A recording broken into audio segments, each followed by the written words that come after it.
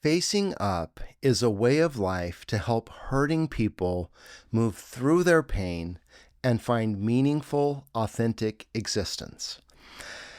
Last week, we faced the first specter in Yarus. We are lost. We don't know. And I gave you a breathing exercise, not to get around in Yarus, but to actually face that, embrace that, and choose a life of wonder and adventure. Today, we move on to the second movement. And the second movement is a response to the second specter, vanitas. Now, I actually felt this one 15, 20 years ago, actually, because I began to recognize as I got older that all of these things that I kept setting in front of me in life that were going to be the end of the rainbow, they were satisfying, some more, some less, but I did those things, but I didn't get to stay there. I kept having to move on. And I think it's the same thing that, like Jagger can't get no satisfaction. Bono hasn't found what he's looking for. Human beings, we just can't ever reach the end of the rainbow. We grasp for things, but we can never keep them. We can never hold them. We can never just freeze the moment. And even people who have like great wealth or success or fame or those things that we look at and we say, man, if I had X number of dollars or if I had all this attention or whatever, if I had that, if I was there, everything would be okay. Well, the people who get there, they still feel the same thing. Like there's something in us that really can't be satisfied with a happy ending. So that's vanitas. And so when we face that, when we come across this fact in our life, we have some choices. And that's what I want to look at today. I want to look at what we normally do when we face vanitas, what is, I think, the most common response. And then I want to look at how vanitas opens a door to a way of life that is authentic and meaningful. And I call it vanitas. You move from vanitas to acceptance and play. Why? Why bother? Why try? We look at our life and we see that it ends in death. And there are a million deaths on the way to the big death. I mean, like the season of life we call childhood, it dies, it's over, and we move on into adolescence, and then that dies, and we become young adults, and then that dies, and we get married, and then that dies. So this one thing after another, and each one of them, which holds out sort of the hope for the future, does provide some satisfaction, but we never get to rest there. And so this idea of sort of coming to the end of the rainbow and finding final satisfaction, we just can't. And as we grow older, we discover this, and we just have to face the fact that we are creatures filled with longing. Solomon, famously, vanity of vanities, all is vanity. What's the point? I tried all these things. Nothing is ultimately fulfilling. And that leads us into despair. And when we get in despair, what are we going to do? Well, living there is miserable. So what do? We go to work to fix it. So whatever is wrong. I don't know. I'm overweight. Oh, I wish I was, oh, well, then I'm just going to go to work and get in shape. And then, wow, and I get in shape. But now that I'm in shape, it's not like, oh, I'm in shape. Now I'm like forever happy. I've reached the eternal bliss. It doesn't work that way. I still have this aching in my soul, this longing for something that I can't quite put my finger on, which throws me into despair. And it's like, well, maybe I need a hobby. And I don't know, what do I pick up? Like for me, my thing is fountain pens. I love fountain pens. So I get all into fountain pens and I spend a bunch of money on fountain pens and I fiddle around with them and I have fun doing that. But even when I have the best fountain pens, they don't fill that. And so you just keep working to try to fill this longing, and around this dark side of the equation you go. The alternative is to accept the fact that you can't reach the end of the rainbow. This is not easy, but this is not an answer either. It's not to say, well, I have a solution for vanity. And no, that's not a solution for vanity. It's facing vanity. Vanitas, yes, I get it. Life, I don't know why. I just know that. I know that when I look honestly at life, I see that there is a longing that doesn't go away. There is never a, quote, happy ending. I mean, I can imagine when I guess in heaven, but even in the afterlife, when I start thinking about what it would be like to be like forever sitting on the pot of gold at the end of the rainbow, that sounds boring. So like, I need another adventure, right? So, I mean, in some ways, I can't even imagine a solution for this after death. That's just sort of, in my view, sort of a cheap shortcut. It's not intellectually honest to think that even death and heaven would solve this, that there's this longing that would go away. I can't imagine it. Maybe it could, but my point is that acceptance is not the fulfillment or the, like abolishment of vanity. It's the acceptance of the fact that there is a hunger in me that will not go away. And I say, you know what? That's okay. In fact, to the person who really accepts this, vanity of vanities, all is vanity, that is not a cry of despair. It is a cry of triumph. It's like, yes, like everything is short-lived, but wow, what an amazing thing to be able to pursue the next thing. And the attitude that you have toward that is play. I've given the illustration maybe too many times of kids at the seashore. They're making a sandcastle and a grown-up comes up and says, don't you guys know your sandcastle will be eroded by the waves in minutes? So why do you even bother doing all this stuff? And the kids would look at that guy and say, you don't get it, sir. I mean, we never thought that we were making an eternal fortress here. They accept that this day, the glory of the day, the joy, the life in the day is in the play, in the fun of doing the thing. Another saying I like is that the moment won't last forever. Forever is in the moment. And so it's learning to just accept this and choose to play. Now, to make some contrasts here, the distinction is that over here, you're always looking in the future for okayness. It will be okay one day in heaven, or when this happens, or that happens, or this gets solved. It will be okay. But over here, it is okay, like right now.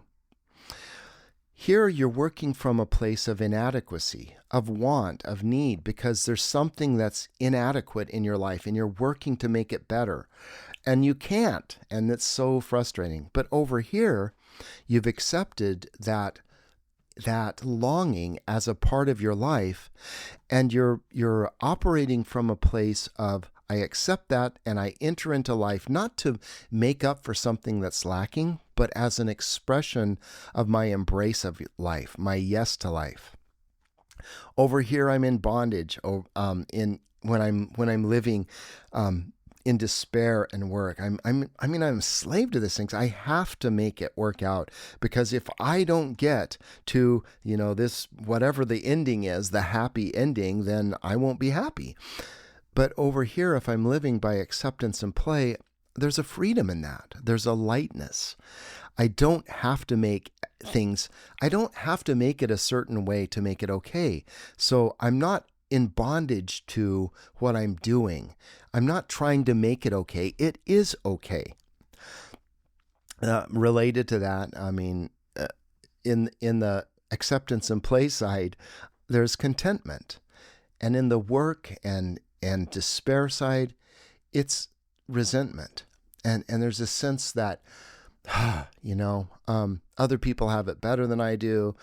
You're looking and you always wish you had more. You look at other people, you're jealous, because, they got it and you don't, and you'd be happy if you had that. And I mean, it's just a miserable way to live.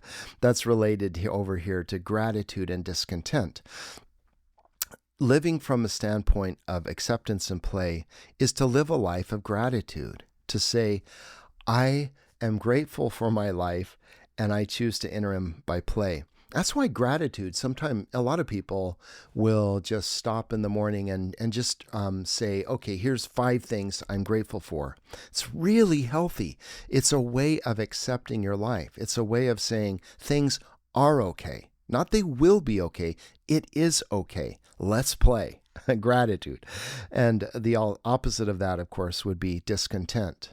Related would be sorrow and joy. Because over here in the acceptance and play, you're filled with a joy, and over in the work and despair side, it's sorrow. It's Sisyphus pushing the rock up the hill for only to have it roll down the next day.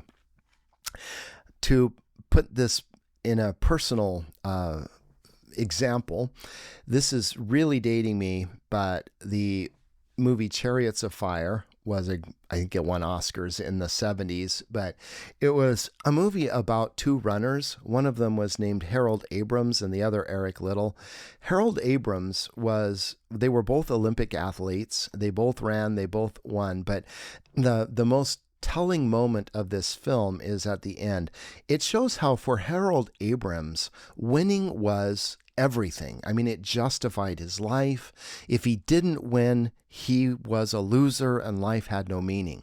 And he did win. And, he got to the end and he won the medal.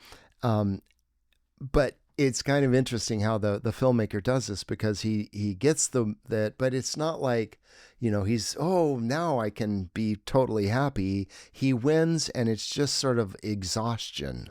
I got the medal. Ugh. Eric Liddell, on the other hand, is running he runs as hard as he can, but he runs because of the joy that's in him. The way he puts it is, God made me fast, and when I run, I feel his pleasure in me. I love that. So there's this embrace of life. I'm a runner. I'm fast, and running is fun. It's joyful. So Eric Liddell is running from an abundance, freedom. Just look at this list. It is okay. There's an abundance, freedom, contentment, gratitude, joy. That's Eric Liddell's sort of whole demeanor to life. With Harold Abrams, it's, you run to win, you gotta win. And his it will be okay when I win. He's coming from a place of it's not okay now, inadequacy. He's a slave to his running. He's resentful and, competitive about those who would be run faster than him, because, they're going to ruin his life, right? He's discontent. There's sorrow. It's just a drudgery. So to sink this whole idea of acceptance and play into our lives. I practice this breathing technique on Tuesdays, Fridays, and Sundays. You're filled with longing. You can A, escape despair by working to fix it, or B, accept your life and set out to play. How do you internalize these things? I mean, it's one thing to look at a diagram and a set of columns and look at, but how do you make it part of your, not your, just your conscious response to life, but your subconscious, your automatic, programmed response, so that when you come up against vanitas, the emptiness or whatever, you don't automatically turn to despair and then go to work to fix it. And you don't just sort of get stuck in that cycle. How do you make that part of your the very fabric of your being? Again, facing up is a way of life. It's not just a philosophy or a theory. It's a way of living that helps hurting people find meaningful, authentic existence. So how do you do that? Well, here's the second breathing exercise. And again, for me, 5 minutes. I set a timer on my iPhone and I just go 5 minutes. I usually sit still And the pause is the specter. I pause, and it's that breathlessness. It's that sort of, it's that, I don't know, when you like exhale and just hold, it's freaky if you do it very long, because you get desperate. There's, you start to feel like you're going to suffocate, and you have to breathe in. Okay. So that it's that emptiness. It's that darkness, I guess I would say, that the specter takes you to. That's the pause. So the pause is vanitas, and so facing when I recognize that pause, I then just breathe in acceptance, and play. Pause and face the specter, vanitas, acceptance, play. And I just do that for 5 minutes. Acceptance, play. Vanitas. Acceptance, play. That kind of a rhythm. If anything, it could be slower. I really try to, I'm trying to make it like part of my biorhythm. I'm trying to really internalize it so that when I face a disappointment or the vanity of life hits me in the face, I don't turn to the other alternative, which we, is sort of the norm. And again, on this one, I will sometimes, just to make the point, I'll make myself do some sort of gaspy breaths like this. Vanitas. Despair, work. Despair, work. Despair, work. That sort of like labored, tense, trying to hold on to everything vibe that you get when you're really running from vanitas, where we're saying like, no, I can't live in despair. I'm going to fix this. And then you set out to fix it, and again, and then I can't live in despair. Here's another fix, and patch job after patch job. So I'm just trying to remind myself of that jerky, inauthentic, very dissatisfying way to live. I don't spend much time on that. I'm really trying to sink into my soul this response to the vanity of life, which is acceptance, play. Sometimes while I'm doing this, I will think concretely about the day. I might think about something that I'm not looking forward to. A meeting with someone, or some tension, or some thing in my life. Maybe it's a financial problem, or a legal problem, or just something that's bugging me. And I'll just think about that, and I'll think vanitas. And I'll just go acceptance, play. That's part of life. I accept that.